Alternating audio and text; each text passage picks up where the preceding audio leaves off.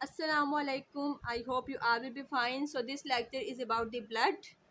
In this lecture we will study the blood. इस lecture में हम blood के बारे में, blood की composition के बारे में, blood के functions के बारे में और इससे related जितनी भी disease होती हैं उसके बारे में study करेंगे. So let's start our today's topic, that is blood.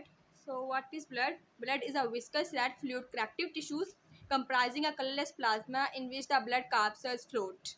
Blood एक विस्कस यानी गाढ़ा रेड कलर का फ्लूइड है कनेक्टिव टिश्यू का, जो कि कलरलेस प्लाज्मा से मिलकर बनता है और जिसके दरमियान में ब्लड कैप्सूल फ्लोट हो रहे होते हैं यानी तैर रहे होते हैं. सो ब्लड जो है वो एक विस्कस गाढ़ा रेड कलर का फ्लूइड है कनेक्टिव टिश्यू का, जो कि कलरलेस कंप्राइज होता है कलरलेस प्लाज्मा से, जिसके दरमियान में ब्लड कैप्सूल जो है वो फ्लोट कर रहे होते हैं. प्लाज्मा तकरीबन 55% ब्लड का पार्ट है. 55% of blood will compose of the plasma. Viscous fluid containing a mixture of inorganic salt in true solution form. इसकी जो ट्रू सॉल्यूशन फॉर्म के अंदर ये जो फ्लूइड है विस्कस फ्लूइड, जो ब्लड को विस्कस फ्लूइड कहा जाता है, इसके अंदर मिक्सचर पाया जाता है इनऑर्गेनिक साल्ट का. लेकिन जब वो बिल्कुल एक ट्रू सॉल्यूशन फॉर्म के अंदर होते हैं, तो जब भी ये फ्लूइड यानी ब्लड अपने ट्रू सॉल्यूशन फॉर्म के अंदर होता है तो इसके अंदर इनऑर्गेनिक साल्ट का मिक्सचर पाया जाता है. So this we have studied about blood. Blood क्या है? एक विस्कस रेड कलर का फ्लूइड है जो कि कलरलेस प्लाज्मा से मिलकर बनता है और इसके दरमियान में ब्लड कैप्सूल पाए जाते हैं जो कि वहाँ पे फ्लोट हो रहे होते हैं प्लाज्मा के अंदर. प्लाज्मा तकरीबन 55% है ब्लड का और इसके जब वो अपनी सॉल्यूशन फॉर्म के अंदर होता है ब्लड, तो इसके अंदर इनऑर्गेनिक सॉल्ट का मिक्सचर प्रेजेंट होता है. सो contain blood proteins, albumins, globulins and फाइब्रोनिन. जो इसके अंदर जो है ब्लड प्रोटीन्स प्रेजेंट होते हैं और वो ब्लड प्रोटीन्स कौन कौन से हैं? That is albumins, globulins and fibrinogen. So these are the blood protein that is found in this form. लेकिन ये जो है कोलोडियल फॉर्म के अंदर इसके अंदर प्रेजेंट होते हैं. जब वो सॉल्यूशन फॉर्म के अंदर प्रेजेंट होते हैं तो हमने इसके अंदर जाना कि इनऑर्गेनिक सॉल्ट का मिक्सचर प्रेजेंट होता है. लेकिन जब ये अपनी कोलोडियल फॉर्म के अंदर होती है तो इसके अंदर ब्लड प्रोटीन प्रेजेंट होते हैं और ब्लड प्रोटीन से 3 प्रोटीन जिनके बारे में हमने जाना है ये इसके अंदर प्रेजेंट होते हैं. अब कोलोडियल फॉर्म, इस फॉर्म को कहा जाता है, ये एक ऐसा मिक्सचर है जिसके अंदर एक सब्सटेंस जो है माइक्रोस्कोपिक डिस्पर्स हो जाता है सोल्यूबल या इनसोल्यूबल पार्टिकल्स के अंदर. तो इस फॉर्म को कोलोडियल फॉर्म कहा जाता है, जिसमें जो कि एक मिक्सचर है जिसके अंदर एक सब्सटेंस जो है माइक्रोस्कोपिकली डिस्पर्स हो जाता है एक सोल्यूबल या इनसोल्यूबल पार्टिकल्स के अंदर. तो इस फॉर्म को कोलोडियल फॉर्म कहा जाता है. So this we have study का कोलोडियल फॉर्म के अंदर जो है ब्लड प्रोटीन प्रेजेंट होते हैं और सॉल्यूशन फॉर्म के अंदर इसके अंदर इनऑर्गेनिक सॉल्ट का मिक्सचर प्रेजेंट होता है. So let's move forward. The water is the most abundant component and form 90% of the plasma. Water जो है इसका बहुत ही इंपॉर्टेंट कंपोनेंट है जो कि 90% प्लाज्मा को फॉर्म करता है. अब 90% अगर प्लाज्मा है तो 10% बाकी डिजॉल्व सब्सटेंस है जो उसके अंदर प्रेजेंट होते हैं. तो अब हमने जान लिया ब्लड के बारे में. अब हम स्टडी करते हैं कि ब्लड कैप्सूल्स क्या है.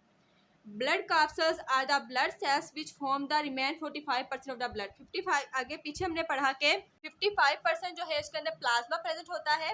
अब प्लाज्मा जो है 55% बनाता है ब्लड का, बाकी जो 45% ब्लड का पार्ट है वो बनाते हैं ब्लड कैप्सूल्स.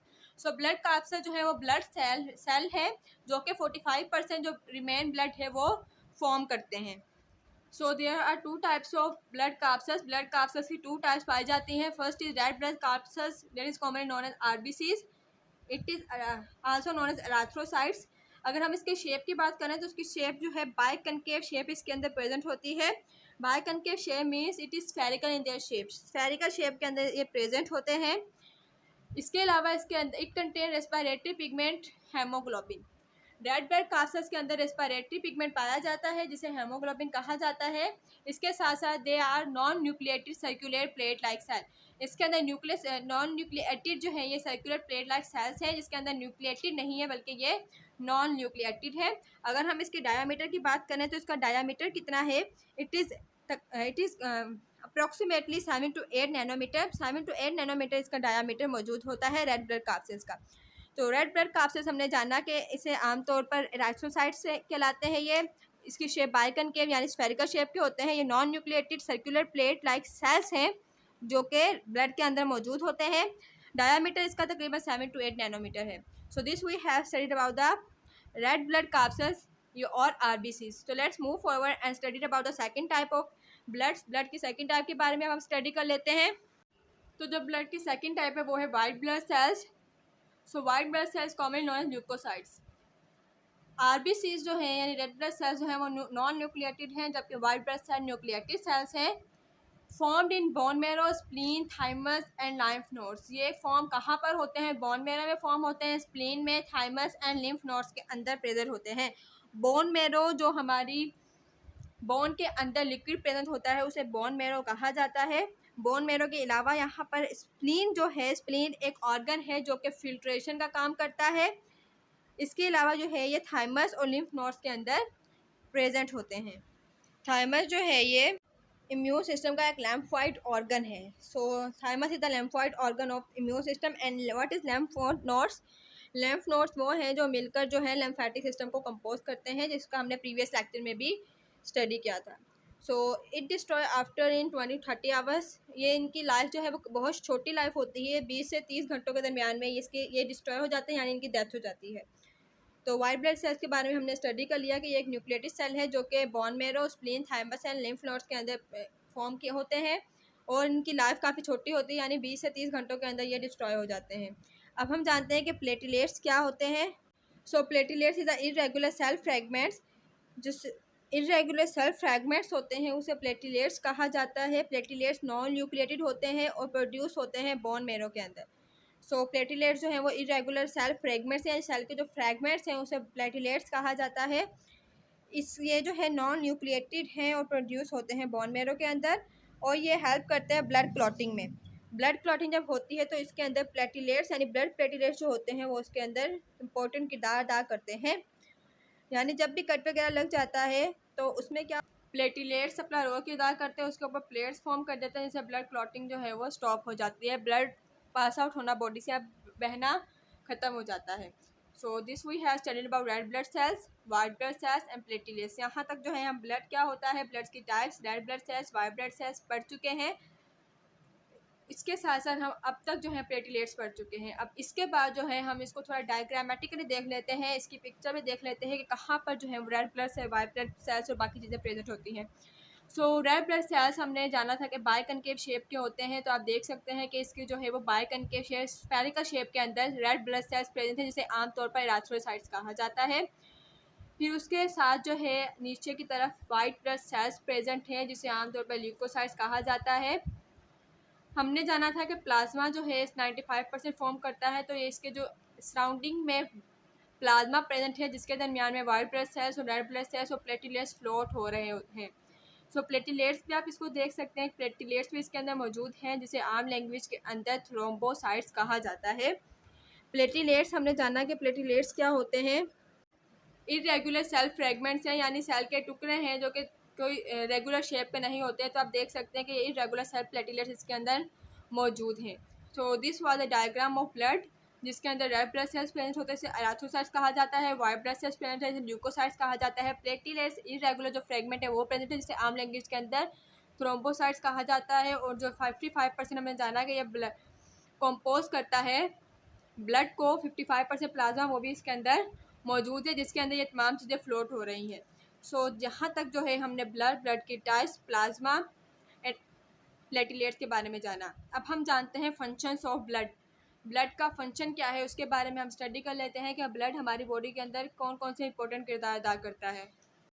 तो सबसे पहला जो फंक्शन है ब्लड का, ट्रांसपोर्ट ऑफ न्यूट्रिशन। न्यूट्रिशन की ट्रांसपोर्ट के अंदर फंक्शन है ब्लड का transport of nutrition. Alimentary canal to various parts of the body for storage, oxidation और एसिमिलेशन। अब ये ट्रांसपोर्ट कहाँ से करता है न्यूट्रिशन को? एलिमेंट्री कैनाल से लेकर बॉडी के बाकी बहुत सारे मुख्तलिफ हिस्सों के अंदर ये ट्रांसपोर्ट करता है न्यूट्रिशन को। स्टोरेज के लिए भी करता है, ऑक्सीडेशन के लिए भी और एसिमिलेशन के लिए भी, यानी कि उस फूड को ऑक्सीडाइज करने के लिए, न्यूट्रिशन को ऑक्सीडाइज करने के लिए, प्रोटीन वगैरह को बॉडी के अंदर स्टोर करने के लिए, और इसके साथ साथ एसिमिलेशन के लिए भी ये बहुत इंपॉर्टेंट किरदार अदा करता है, यानी फूड को डाइजेस्ट वगैरह करने में बहुत इंपॉर्टेंट किरदार करता है। अब जो सेकंड है वो है transport of waste substance. Waste substance के ट्रांसपोर्ट में भी ब्लड जो है वो इंपॉर्टेंट किरदार अदा करता है। From the tissue to the excretory organ for their discharge. ये कहाँ से कहाँ तक जो है वेस्ट सब्सटेंस को ट्रांसपोर्ट करता है, टिश्यू से लेके उसका जो भी excretory ऑर्गन होगा वहाँ तक ये ट्रांसपोर्ट करता है वेस्ट सब्सटेंस को, ताकि वो बॉडीज़ के अंदर डिस्चार्ज हो जाए, क्योंकि बॉडी के अंदर वेस्ट सब्सटेंस जो है वो हार्मफुल होते हैं, टॉक्सिक होते हैं, तो इसलिए जो है उनका बॉडी से रिमूव होना बहुत ज़रूरी होता है। तो ब्लड क्या करता है, उसे ट्रांसपोर्ट कर देता है टिश्यू से लेकर उसके एक्सक्रीटरी ऑर्गन तक, ताकि वो बॉडी से डिस्चार्ज हो जाए। अब इसके बाद जो थर्ड फंक्शन है वो ब्लड का, वो है transport of metabolic by products. Metabolic by products को भी ये ट्रांसपोर्ट करता है। कहाँ से लेके कहाँ तक ट्रांसपोर्ट करता है, from the area of production to other parts of the body.